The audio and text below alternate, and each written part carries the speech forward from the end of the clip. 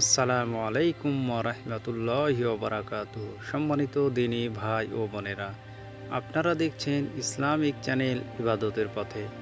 আজকের এই ভিডিওতে আমি জানিয়ে দেব এক মরুযাত্রীর কাফেলা নিয়ে যে মর্মান্তিক দুর্ঘটনা ঘটেছিল তার বিস্তারিত কাহিনী।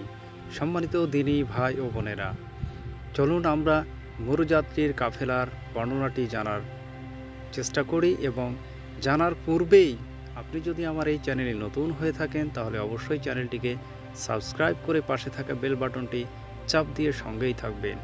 চলুন আমরা জেনে নিই আজকে এই ভিডিওতে মরুযাত্রীর কাফেলার সেই বিবর্ণ কাহিনীটি। আরবের মরুভূমির মধ্যে দিয়ে এক বিরাট কাফেলা যাচ্ছিল। হঠাৎ ওদের পানি শেষ হয়ে যায়। সেই কাফেলায় বড় ছোট বৃদ্ধ যুবক মহিলা সবাই ছিল। তৃষ্ণায় তাড়নায় সবার অবস্থা খুব কাহিল হয়ে পড়েছিল। অনেক দূর পর্যন্ত পানির কোনো নিশানা ছিল না। ওদের কাছে এক ফোঁটা পানিও অবশিষ্ট ছিল না। এই অবস্থা দেখে মৃত্যু ওদের সামনে নৃত্য করতে লাগলো। কিন্তু ওদের প্রতি বিশেষ রহমত হলো।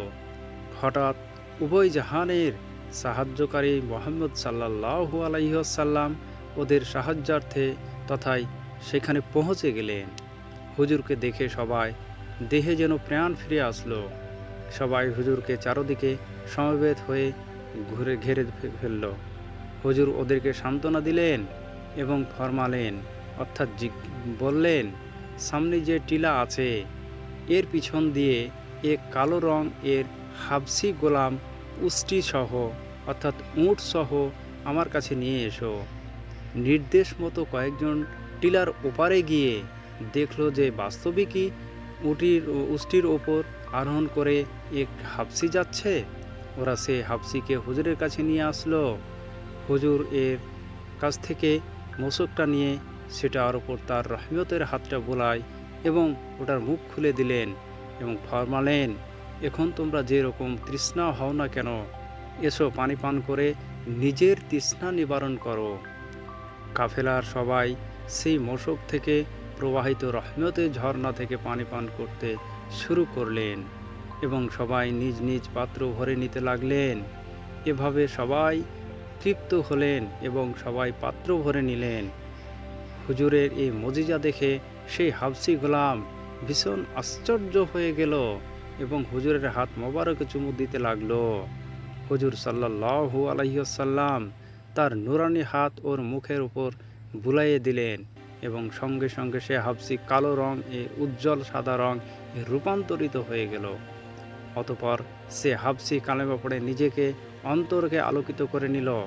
মুসলমান হয়ে সে যখন স্বীয় মুমিনের কাছে ফিরে গেল তখন মুনিব জিজ্ঞেস করল, তুমি কে? সে বলল, আপনার গোলাম। মুনিব কালো বলে, মিথ্যা বলছো তুমি, আমার গোলামের গায়ের রং তো কালো।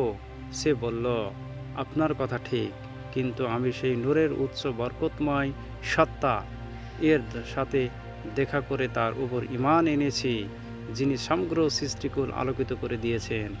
সমস্ত কাহিনী শুনে মুনিব মুসলমান হয়ে গেল।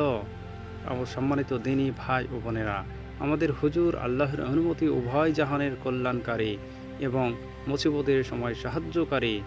এরপর যদি কেউ এরকম বলে যে হুজুর কারো সাহায্য করতে পারেন না এবং কারো ফরিয়াদ শোনেন না, তাহলে সে মস্ত বড় জাহিল এবং অজ্ঞ।